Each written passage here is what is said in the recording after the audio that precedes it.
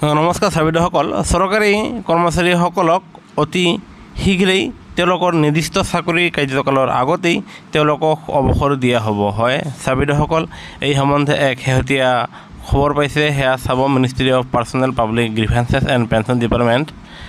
ফালৰ পৰা এক শেহতীয়া খবৰ যোৱা 26 জুলাইৰ আৰু য'ত লিখা আছে এয়া চাব অফিচ মেমৰেণ্ডাম আৰু সেই অফিচ মেমৰেণ্ডামৰ নিয়ম মতে আপোনাৰ এডমিনিষ্ট্ৰেশ্যন আণ্ডাৰ ফাণ্ডামেণ্টেল ৰুল আৰু ৰুল CCS পেঞ্চন ৰুল 1972 ভিত্তিত এক শেহতীয়া জাননী প্ৰকাশ কৰিছে আৰু এই জাননীৰ ভিত্তিত এতিয়াৰ পৰা কোৱা হৈছে যে আপোনাৰ কেন্দ্ৰীয় চৰকাৰৰ লগতে ৰাজ্য চৰকাৰৰ অধীনৰ সকলো চৰকাৰী কৰ্মচাৰীসকলক সতৰ্ক কৰি দিয়া হয় যে যাতে তেওঁলোকে নিজৰ কৰ্তব্যত তেওঁলোকে শাৰীৰিকভাৱে ফিট থাকে আৰু যদিহে তেওঁলোকক নিৰ্দিষ্ট সময় দিয়া হ'ব সময়ৰ ভিতৰত যদিহে তেওঁলোক আনফিট থাকে তেওঁলোকে যদি ফিট হ'ব নোৱাৰে তেনে স্থলত সেইসকল কৰ্মচাৰীসকলক তেওঁলোকক বাধ্যতামূলক অৱসৰ দিয়া হ'ব VRS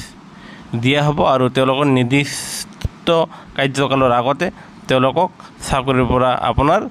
তেওঁলোকক এৰি দিয়া হ'ব তাৰমানে চাকৰিৰ পৰা তেওঁলোকক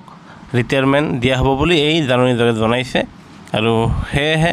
গুৰুত্বপূৰ্ণ খবৰ য'ত চৰকাৰী কৰ্মচাৰীসকল তেওঁলোকে ফিট থাকিব লাগিব অন্যথা তেওঁলোকে চাকৰিৰ পৰা তেওঁলোকক ৰিটায়াৰমেণ্ট দিয়া হ'ব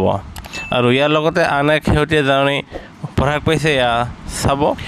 এয়া চাব আপোনালোকে ministry of personnel public grievances and pension ডিপাৰ্টমেণ্টৰ 29/7 তাৰিখৰ জাননীৰ ভিত্তিত এতিয়াৰ পৰা মহিলা কৰ্মচাৰীসকলৰ লগতে একক পুৰুষ কৰ্মচাৰীসকলে তেওঁলোকৰ ল'ৰা ছোৱালী যদিহে বেমাৰত ভুগি আছে তেনেহ'লে আগতে যি তেওঁলোকে চাইল্ড কেয়াৰ লিভ 3বাৰ লাভ কৰিছিলে এটা বছৰত সেয়া আপোনাৰ বঢ়াই এতিয়া তেওঁলোকে 6 বাৰলৈকে তেওঁলোকে চাইল্ড কেয়াৰ লিভ ল'ব পাৰিব সেয়েহে চৰকাৰী কৰ্মচাৰী আৰু পেঞ্চনাৰৰ প্ৰতিটো শেহতীয়া খবৰৰ